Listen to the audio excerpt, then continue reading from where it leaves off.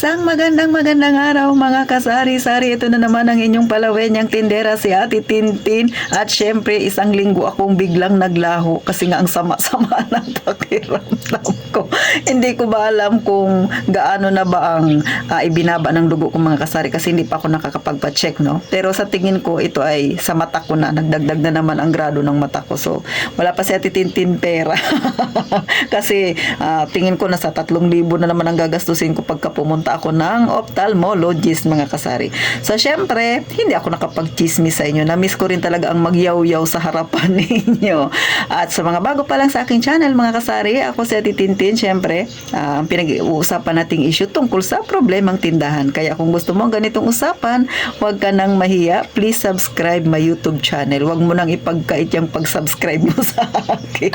At syempre, maging ang aking maliit na ads mga kasari, huwag mo namang i-skip. Please lang. Nakisuyo na. Kinapalan ko ng mukha ko mga kasari.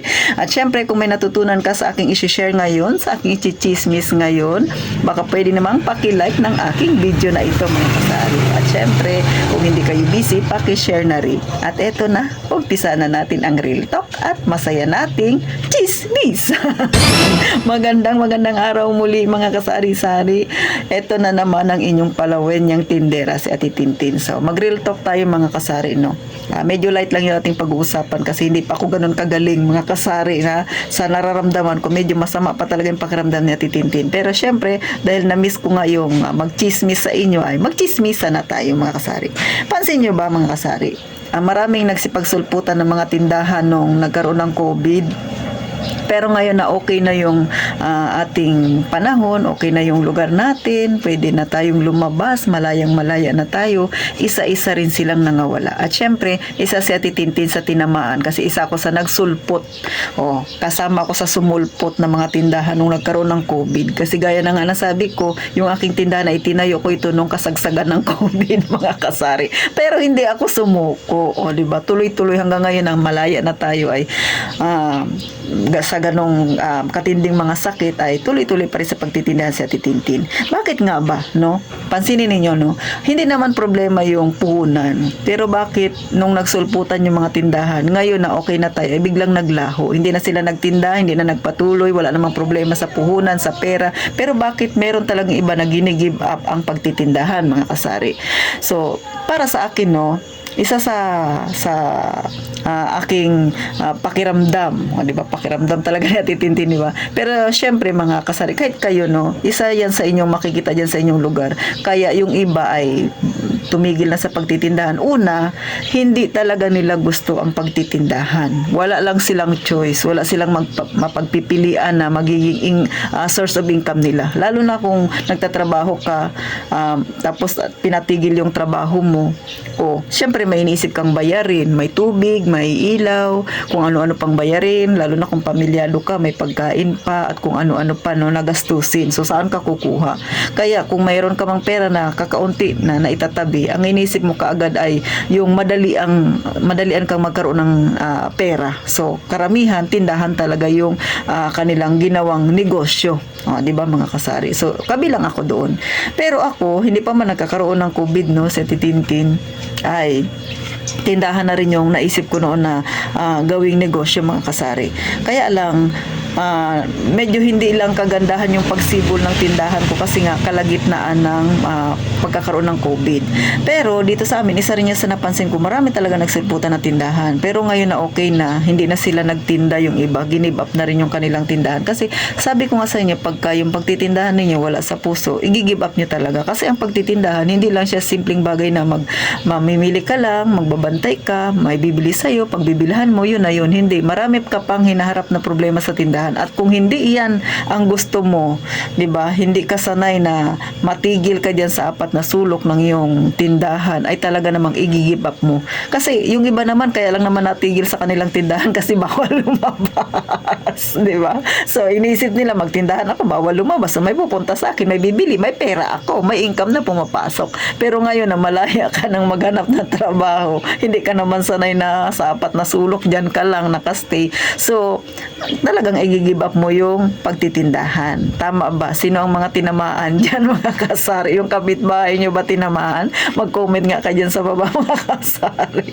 Pero sa lahat ng mga may tindahan kagaya ko, umulan, umaraw, nagka-problema, matindi yung problemang pinagdaanan, lumubog na halos ang tindahan, ngayon ay lumitaw. Saludo sa ating lahat kasi nga hanggang ngayon syempre, tuloy-tuloy pa rin tayo sa pagtitindahan kahit na marami tayong pagsubok na pinagdadaanan. Ang pagtitindahan mga kasari talagang susubukin ang katatagan dyan ng kalooban mo, ang haba ng pasensya mo sa magiging mga customer mo kasi nga iba't ibang ugali ng customer ang makakaharap mo. So, pahabaan ng pasensya mga kasari at syempre patatagan ng loob. Kaya sa ating lahat ng mga may tindahan, saludo sa ating lahat. Akalain mo yun, di ba? From COVID, kung kayo ay kagaya kay Titintin, nagtayo ng tindahan ng COVID, tapos ngayon malaya na tayo sa COVID. Ay hanggang ngayon, nandito pa rin tayo. Ibig sabihin, pumasa ka sa pagsubok. So, isa ka na sa matindi at syempre namang matatag na tindera na matatawag mga kasari. Sa totoo lang, no, kahit ako, no, hindi ko rin nakalain na abot na ako ng halos maglilimang taon sa pagtitindahan. Pero sa mga iba na napapakinggan ko, umaabot sila ng 20 years, 30 years. Kaya grabe ang saludo ko sa mga yan. Ibig sabihin, grabe yung pasensya nila. Kasi nga, di ba, ang pagtitindahan talaga ay kailangan malawak ang isip mo, mahaba ang pasensya mo. Kasi maraming problemang kinakaharap. May pansarili ka ng problema, pati minsan, problema ng kapitbahay mo, pinapasan mo pa. Bakit? Nangungutang sa iyo. Pag walang pambigas, ikaw ang mamumroblema kasi ang ngungutang sa iyo. Kaway-kaway sa mga tinderang kagaya ko na pati problema ng kanilang kapitbahay, pinapasan nila. Kaya sa mga hindi nagpapautang dyan, abay saludo din sa inyo. Bakit? Nakakayanan ninyo, di ba mga kasari? Kasi minsan yung nangungutang sa atin, parang sinasabi pa nila na problema natin sila. Pag wala silang nakakainin, walang sasaingin ngayong gabi, kasalanan mo. Kaya patibayan ng loob mga kasari. Pero syempre, kapag mahal mo kasi yung isang bagay na ginagawa mo, tuloy-tuloy lang ha. Sa mga gustong magkaroon ng tindahan, ito yung realidad na kinakaharap ng isang may tindahan. Kaya ikaw, matatag na ba ang loob mo? Kaya ba ng loob mo na walang saingin ng kapitbahay mo pag nangutang sa iyo? Yung makuna at magbayad, abay, kailangan tatagan mo yung loob mo. Kung hindi, lulubog ang tindahan mo mga kasari. So, sa mga may tindahan naman, tuloy-tuloy lang tayo mga kasari, no? Huwag mawala ng pag-asa kahit na dumarating sa atin yung pagsubok na minsan gusto na nating bitawan ng pagtitindahan kasi maraming nangungutang na stress ka sa mga palautang. May kakompetensya ka pa na parang gustong makipag kompetensya na yung sa presyo, pababaan, spaghetti pababa, spaghetti pataas na presyo. Mga kasari, no? Gaya nga nasabi ko, habaan ng pasensya. Huminga lang ng malalim.